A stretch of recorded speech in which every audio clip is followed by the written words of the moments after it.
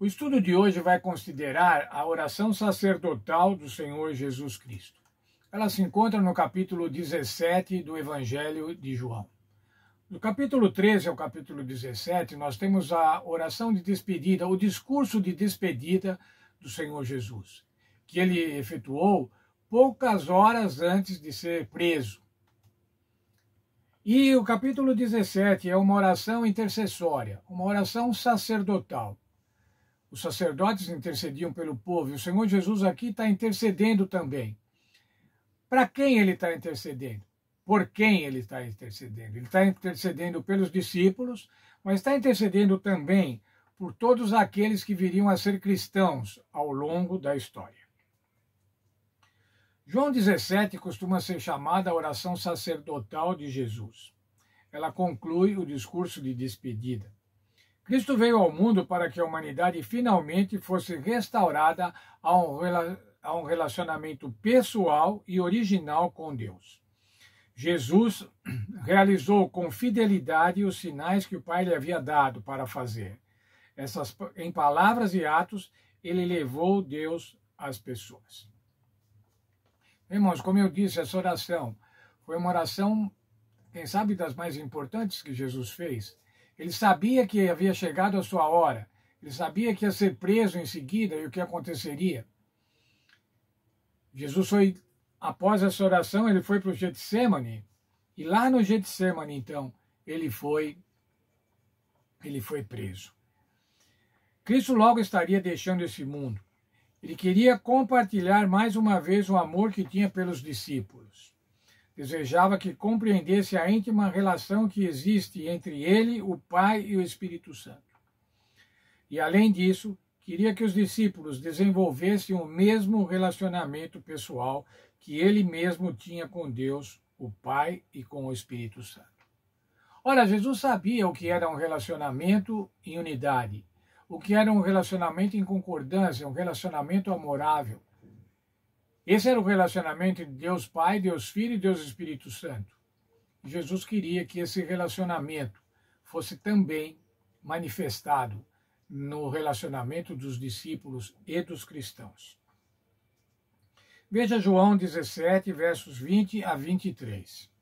Não rogo somente por estes, mas também por aqueles que vierem a crer em mim por intermédio da sua palavra. Jesus está dizendo aqui na sua oração, não estou orando somente por esses discípulos aqui não, que estão, mas eu rogo por todos aqueles que virão crer na palavra. Quem são todos aqueles que vieram a crer na palavra? Somos nós, irmãos, somos todos os crentes ao longo da história.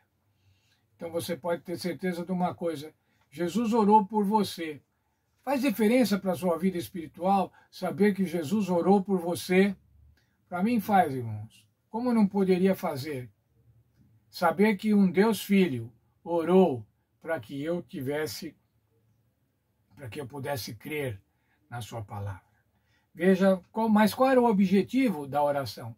Por que ele orou? Verso 21 e 22 e a primeira parte do verso 23.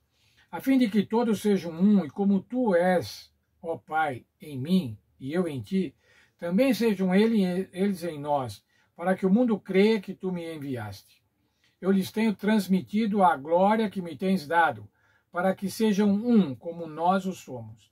Eu neles e tu em mim, a fim de que sejam aperfeiçoados na unidade. Jesus queria que os crentes, que os cristãos, fossem aperfeiçoados na unidade, uma unidade semelhante à unidade que há entre Deus, o Espírito Santo e o Senhor Jesus. Mas isso daí ia produzir o quê? Segunda parte do verso 23. Para que o mundo conheça que tu me enviaste e os amastes, como também amaste a mim. A unidade dos crentes, irmãos, a unidade da igreja, vai demonstrar ao mundo que o Senhor Jesus era o Cristo da profecia. Vai demonstrar ao mundo e vai fazer com que o mundo conheça ao Senhor Jesus. Fica muito claro, irmãos, nesses versos que acabamos de ler, que o que importa, o importante é a unidade e o amor fraternal. Esse é o propósito de Deus, que foi manifestado na oração do Senhor Jesus para os seres humanos. Entretanto, irmãos, quero ler outras passagens que mostram a ligação entre o amor fraternal e a verdade. João 17, 3. E a vida eterna é esta, que te conheçam a ti, o único Deus verdadeiro, e a Jesus Cristo, a quem enviaste. O que é a vida eterna, irmãos? A vida eterna é conhecer a Deus e a Cristo. Mas ainda versos 6 e 8. Manifestei o teu nome aos homens que me deste do mundo. Eram teus, tu nos confiaste, e eles têm guardado a tua palavra.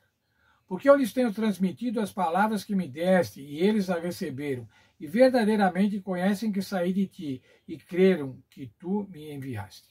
Atitude dos convertidos, irmãos. Crer que o Senhor Jesus foi enviado por Deus o Pai. Crer que o Senhor Jesus é um projeto de salvação da divindade e que ele veio aqui para nos salvar. Mas ainda o verso 17 de João 17. Santifica-os na verdade, a tua palavra é a verdade. Esse é o objetivo de Deus, irmãos, santificação na verdade. O que é santificação? É que nós vamos nos tornar santos, sem pecados? Não, irmãos, mas é que nós vamos ser separados pela verdade. Isso é, vamos nos destacar, vamos sair fora do erro, da mentira, mas vamos estar intimamente ligados com a mensagem. Veja ainda João 14, verso 6. As palavras do Senhor Jesus. Eu sou o caminho, a verdade e a vida. Ninguém vem ao Pai senão por mim. Cristo é a revelação do Pai. Ninguém vai ao Pai sem conhecer a Cristo.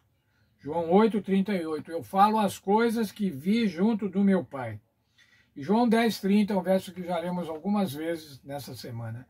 Eu e o Pai somos um. Este é o Senhor Jesus. Esse é o Senhor Jesus que veio mostrar a Deus. Esse é o Senhor Jesus que veio orar por cada um de nós. Veja, irmão, Jesus orou por nós 2000 anos antes.